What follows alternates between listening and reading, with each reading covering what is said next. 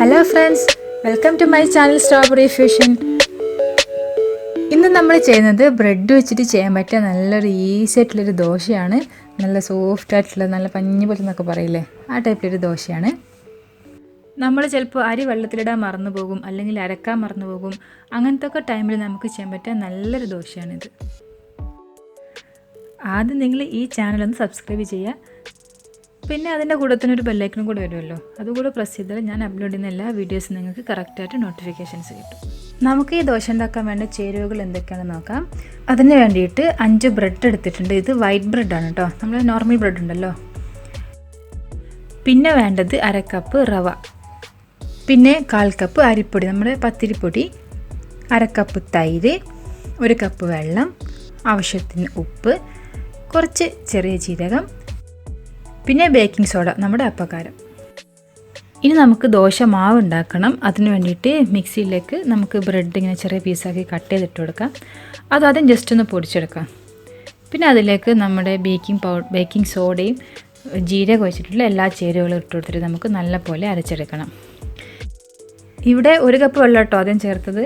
പിന്നെ നമുക്ക് വേണമെങ്കിൽ പിന്നെ ചേർത്ത് കൊടുക്കാം. ആദ്യം തന്നെ ഒരുപാട് വെള്ളം ചേർത്തിട്ട് നമ്മൾ അടിക്കേണ്ട ആവശ്യമില്ല. ഇതിപ്പോൾ ഏകദേശം കറക്റ്റ് തന്നെ ആയിരിക്കും. ഇനി നമുക്ക് ഇതിനെ ഒരു ബൗളിലേക്ക് മാറ്റി ഒരു 10 മിനിറ്റെങ്കിലും മിനിമം റെസ്റ്റ് ചെയ്യാൻ വെക്കുക. ഇപ്പോൾ 10 മിനിറ്റ് ആയിട്ടുണ്ട്. ഇതിലേക്ക് നമ്മൾ ജീരകം ഉണ്ടല്ലോ, നല്ല ജീരകം, പിന്നെ നമ്മൾ ചേർക്കുന്നത് 1/2 ടീസ്പൂൺ ബേക്കിംഗ് സോഡയാണ്, നമ്മുടെ അപ്പക്കാരം. നമ്മൾ ബേക്കിംഗ് സോഡ ലാസ്റ്റായിട്ടോ ചേർക്കുന്നുള്ളൂ. നമ്മൾ ചുടുന്നതിൻ്റെ തൊട്ട് മുമ്പായിട്ട് മാത്രം ചേർത്ത് കൊടുത്താൽ മതി.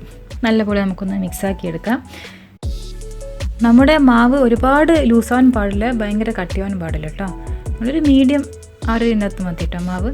ഇപ്പോൾ കുറച്ച് കട്ടി കൂടുതലാണ്, ഞാൻ കുറച്ചുകൂടെ വെള്ളം ചേർക്കുന്നുണ്ട്. ഇനി ദോശ ഉണ്ടാക്കാൻ വേണ്ടിയിട്ട് ഒരു പാൻ വെച്ചിട്ടുണ്ട്. അത് ചൂടായി വരുമ്പോൾ ജസ്റ്റ് ഒന്ന് എണ്ണ തടവി കൊടുക്കുക. അതിലേക്ക് നമുക്ക് മാവ് ഒഴിച്ചു കൊടുക്കാം.